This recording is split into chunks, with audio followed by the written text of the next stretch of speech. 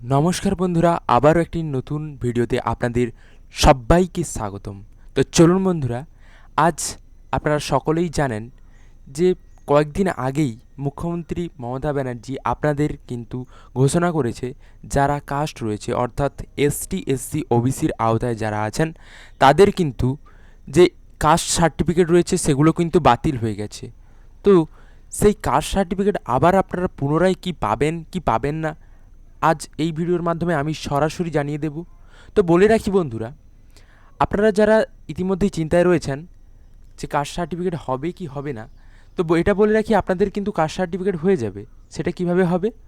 অনলাইনের মাধ্যমে আপনারা কিন্তু কাস্ট সার্টিফিকেট বানাতে পারবেন।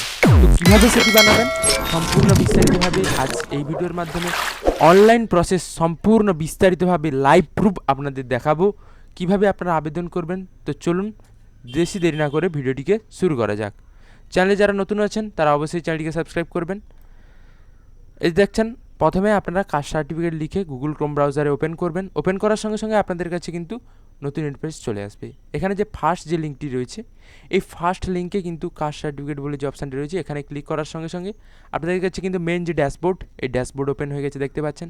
তারপর এসটি এসসি ওবিসির ক্যাটাগরির মধ্যে গিয়ে অ্যাপ্লাই ফর নিউ এখানে আপনারা ক্লিক করবেন।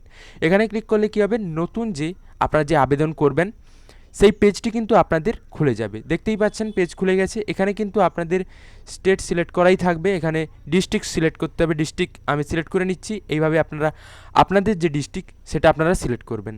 এরপর সাব ডিভিশন এখানে দেখতে পাচ্ছেন আমি সিলেক্ট করে নিচ্ছি।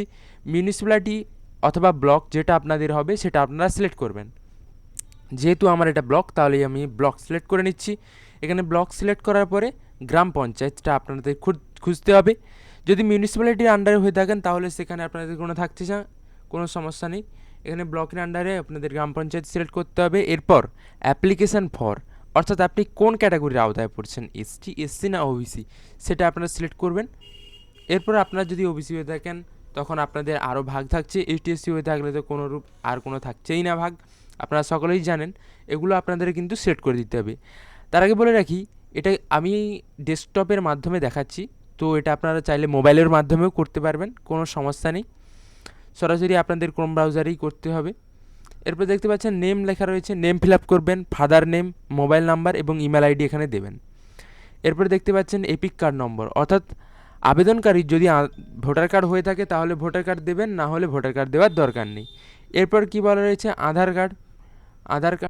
এরপরে আপনারা আধার কার্ড নাম্বারটা সুন্দরভাবে ফিল আপ করবেন।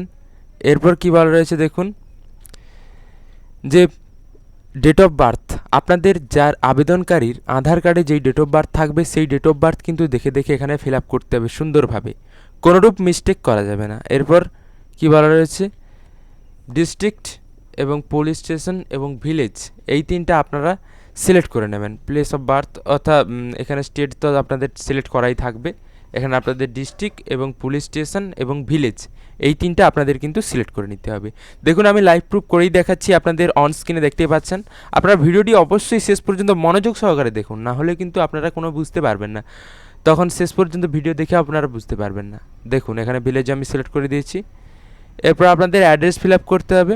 এখানে প্রথমে আপনাদের কেয়ার অফ, অর্থাৎ আপনি আপনাদের বাবা যদি আপনাদের ছেলে হয়ে থাকেন তাহলে বাবা, অথবা বিবাহিত যদি হয়ে থাকেন তাহলে আপনাদের স্বামীর নাম দিয়েও করতে পারেন।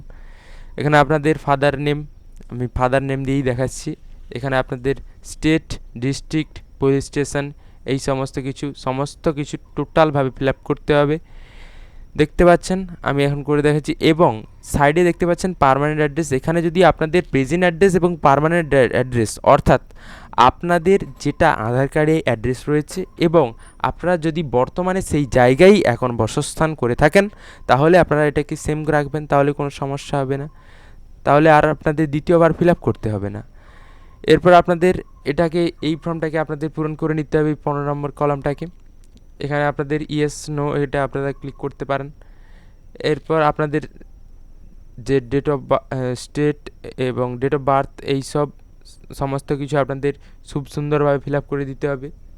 এখানে আপনারা দেখতে পাচ্ছেন যে ইয়ারলি আপনারা এখানে কোথায় থাকছেন। এরপর আপনাদের এটা ফ্যামিলি ইনকাম, অর্থাৎ আপনাদের ফ্যামিলির ডিটেলস এখানে চাইছে, আপনাদের কে কে রয়েছে এবং কান্ট্রি, স্টেট, ডিস্ট্রিক্ট এখানে সমস্ত কিছু ফিল আপ করে দেবেন এবং রেজিস্ট্রেশন সার্টিফিকেট নম্বর যদি থাকে। এরপর আপনারা সাবমিটে ক্লিক করে দেবেন। এবার সাবমিটে ক্লিক করার সঙ্গে সঙ্গে কিন্তু সেভ অ্যান্ড কন্টিনিউতে ক্লিক করতে পারেন এবং যদি কোনো রূপ সমস্যা হয়ে থাকে তাহলে এখানেও আপনারা ক্লিক করতে পারেন। এইভাবেই কিন্তু সম্পূর্ণ ফিল আপটা করতে হবে। তো আশা করি আপনারা বুঝতেই পারলেন আজ এই ভিডিওতে। দেখা হচ্ছে পরের ভিডিওতে, ততক্ষণ পর্যন্ত ভালো থাকুন এবং চ্যানেলটিকে সাবস্ক্রাইব করুন।